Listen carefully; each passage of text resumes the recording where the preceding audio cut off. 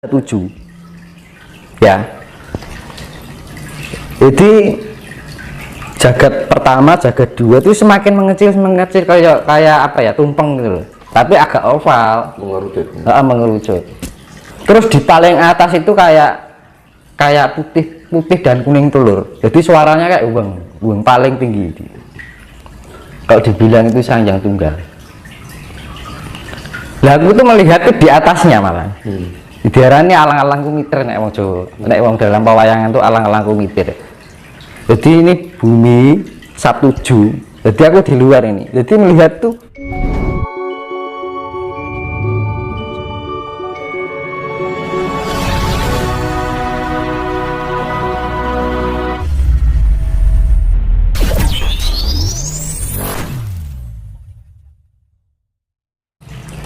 makanya kan gini.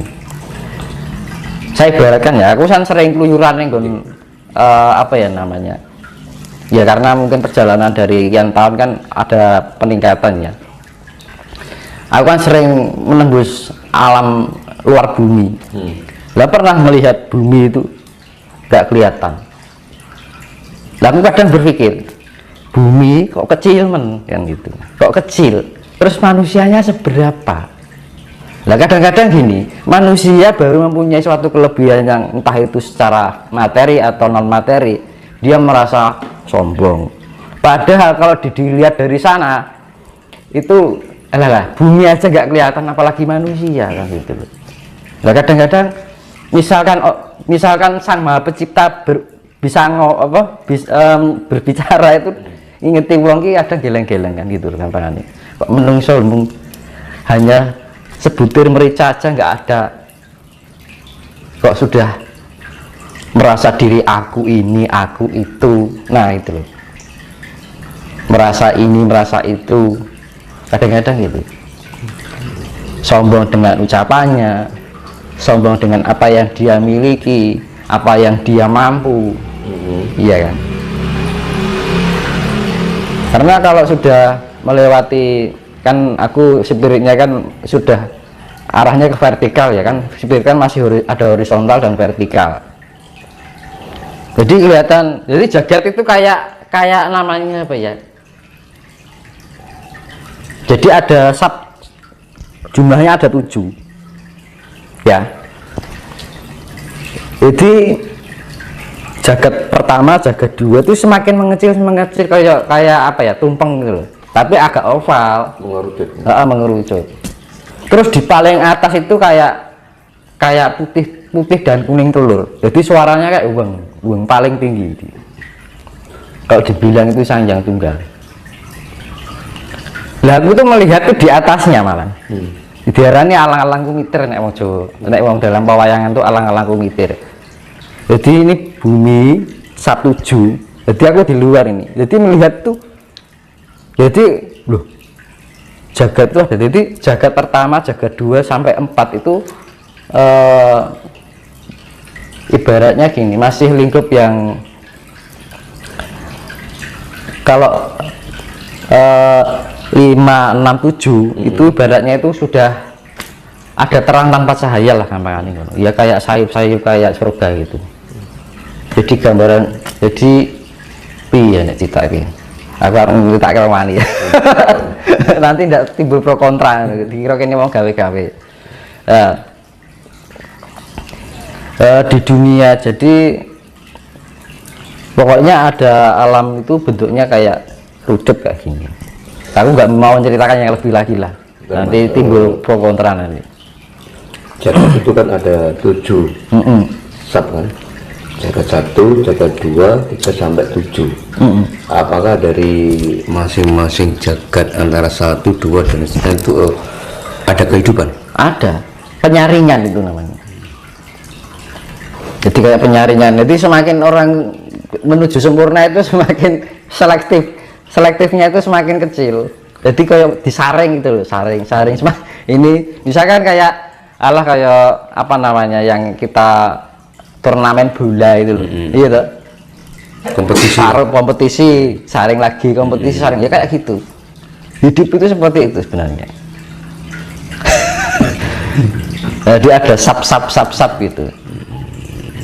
Ya namanya spiritual itu saya bilang tadi, kalau ciri-ciri orang spiritual itu mempunyai pola pikir yang universal. Kalau kita hanya berpikir pada suatu golongan ajaran, ya menyempitkan. Seakan-akan lingkup spirit kita hanya dibatasi sekat-sekat.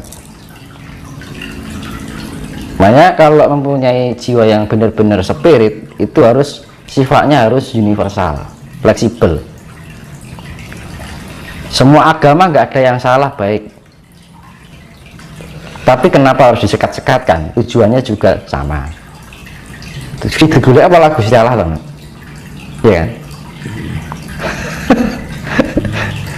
Nah, padahal Tuhan itu tidak untuk dicari.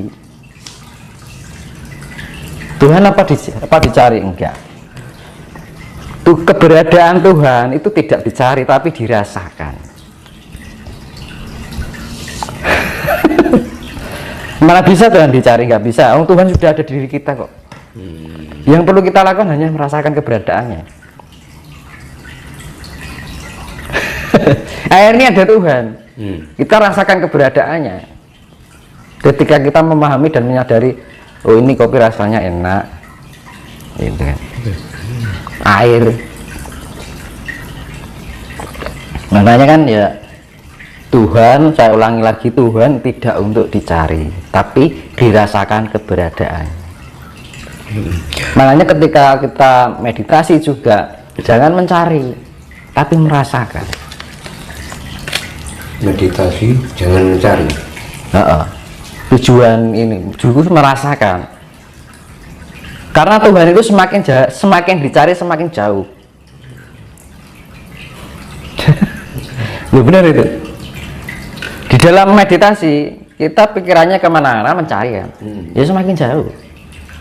Sekarang gini Mas Dimas, tadi Mas Dimas mengatakan bahwa meditasi itu jangan mencari. Sebetulnya hakikat dari tujuan meditasi itu sebenarnya bagaimana sih Mas? Yaitu bisa mencapai tingkat kesadaran bahwa kita memahami dan menyadari keberadaan Tuhan itu tadi. Kalau kita sudah memahami keberadaan Tuhan, maka sifat Tuhan akan include di dalam diri kita. Dan sifat Tuhan itu apa? Kasih. Kasih menyebabkan apa dampaknya? Kedamaian. Ya wis toh.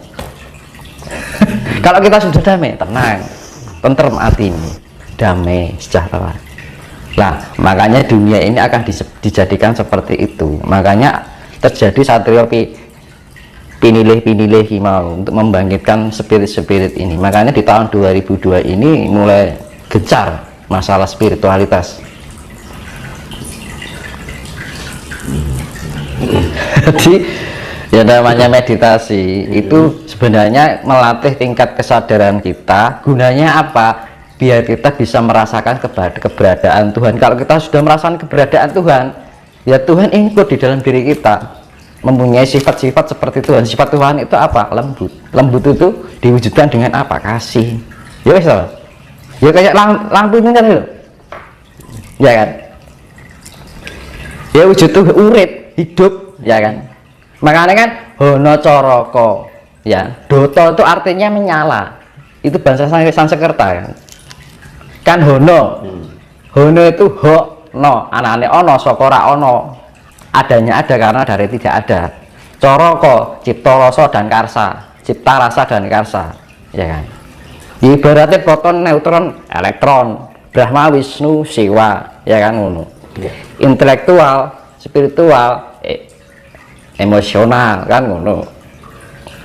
Jadi kan coroko ini sebenarnya konsep dari penciptaan, pemeliharaan dan peleburan. Makanya dibilang Tritunggal. Ya sebenarnya satu diwujudkan dalam sifat yang tiga sifat ini sebenarnya tunggal. Maka terciptalah adalah Doto. Doto itu bahasa Sanskerta artinya adalah nyala, urip. Makanya di dalam energi keselarasan tiga unsur ini bisa menjadikan kehidupan. Urip, nyala, iya. Dan nyalanya itu bagaimana? Mau dinyalakan merah, hijau, ungu, atau biru, atau putih, kan ngono. Nah, makanya kan gini, gunanya kita mengolah diarani nek meditasi ibarat apa weningnya. Kan itu. Di dalam keheningan perenungan diarani heneng henung hening. Heneng kita merenung, diam heneng baru hening. Hening itu ibaratnya lebih mendalam lagi.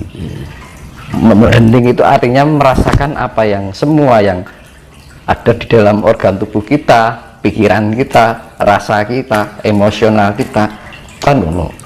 Nah kalau kita sudah bisa menselaraskan itu, ini akan lampu ini yang menyala ini yang awalnya redup jadi terang, awalnya merah menjadi hijau, ya magiki biniu, aura, jiwa itu aura, nah, aura itu ya cahaya gitu, dan makanya kan hidup itu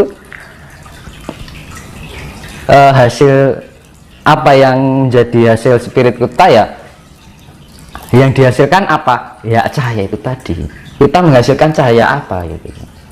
Makanya kan setiap di dalam cakra itu kan ada cahaya merah ya kan, jingga kan, kuning, terus magiku hijau, biru, ungu kan, nila, ungu, putih kan ngono Mas.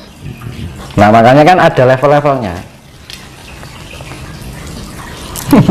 Mas ya, ini terkait dengan meditasi. Ada statement yang mengatakan bahwa meditasi tidak boleh mencari ketenangan, karena kalau kita terlelap dalam ketenangan, jika dengar suara berisik akan menimbulkan kemarahan. Pandangan Mas Tinus bagaimana? Karena gini, mencari itu banyak jatuhnya karsa. Ya, makanya kan yang namanya meditasi itu ketenangan ya gini, ya kan gini. Ini ya. Ini misalnya biar seimbang kita butuh apa? Ketenangan kan. Ya ya. Nah, kalau nggak tenang kan gini kan. Analoginya seperti itu. Ya kan loh. Nah, kita seperti membawa diri kita.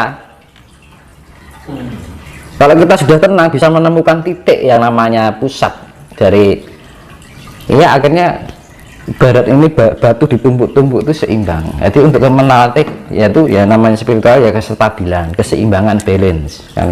Kalau kita sudah untuk mencapai balance itu ketenangan dulu. Kalau sudah tenang kan balance, ya kan, seimbang.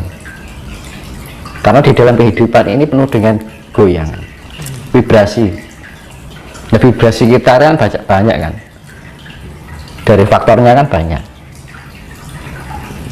Nah untuk mencapai keseimbangan itu akhirnya tenang, seimbang, balance. Kalau sudah balance kan temukan kedamaian Mas.